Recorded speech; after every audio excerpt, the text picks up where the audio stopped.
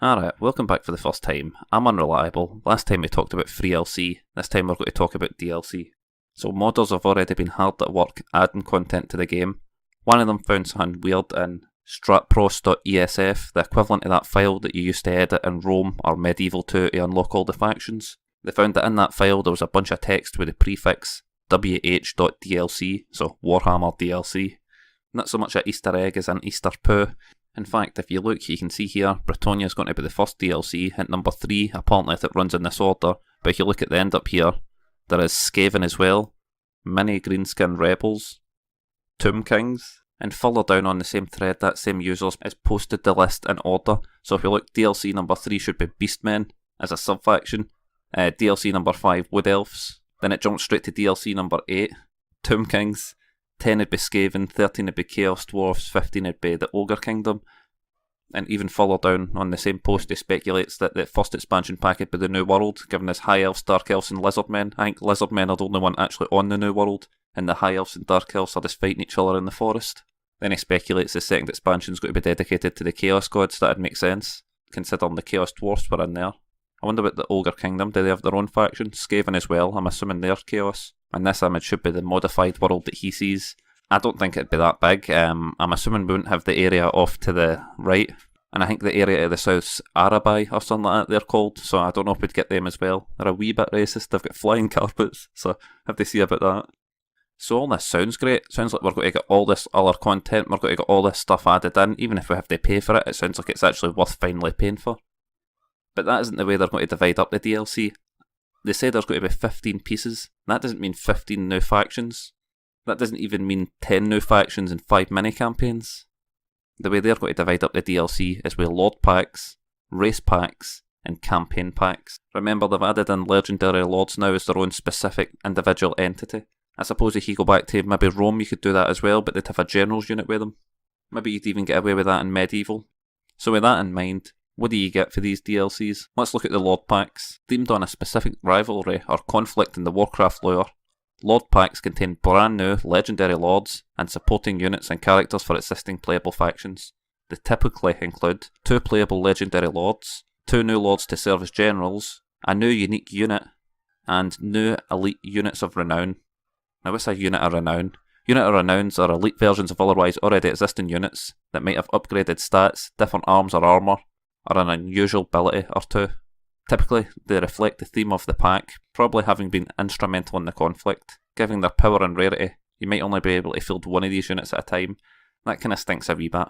So Company of Heroes done this as well with the Ardennes Assault DLC. There was DLC inside that DLC, in fact. It allowed you to buy a company that had a statistical advantage over the other companies. In fact, just having that one made the whole game easier. So the idea that you can buy a legendary lord and have a special unit that the other player wouldn't have, I wonder how that's going to work online. And I'm assuming the difference between these units is going to be the difference between trolls and armoured trolls. Hopefully it won't be anything too significant. But saying that, I bet there's inevitably going to be one piece of DLC that's broken and overpowered, so or it'll be underpowered and not valuable. Trying to strike that balance isn't something we've seen yet, and just because we want the DLC doesn't mean the DLC is going to be good. Alright, let's look at race packs. Race packs introduce a new playable race into the game, either as a first appearance or adding a full unit roster. They might typically include a new playable race added to the Grand Campaign or multiplayer, so you could get a race pack that only adds a faction to the multiplayer. That's interesting. New race lords, obviously. New lords as well, yep. Race specific heroes where applicable, that's an interesting one. New magic items and mounts. Race specific units and race specific buildings, technologies and skill trees. Yep, they all make sense. That's kind of what you'd expect. But that first one, added to the Grand Campaign or multiplayer. And multiplayer, my mistake, it said and. Alright, never mind. Let's look at the campaign packs. A supercharged version of the race pack, campaign packs not only contain a brand new race for use in the Grand Campaign and multiplayer, but also add a new challenge campaign to the game, themed on an epic event from WarHammer lore. These self-contained campaigns will present a distinct and challenging scenario. Contents might typically include a new challenge campaign featuring the pack's new race. That makes sense. A self-contained mini-campaign.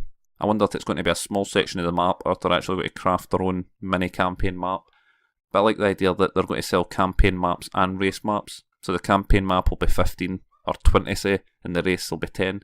But the campaign comes with a race map as well, so it's really a tenner each. Adds a new playable race to the Grand Campaign and multiplayer.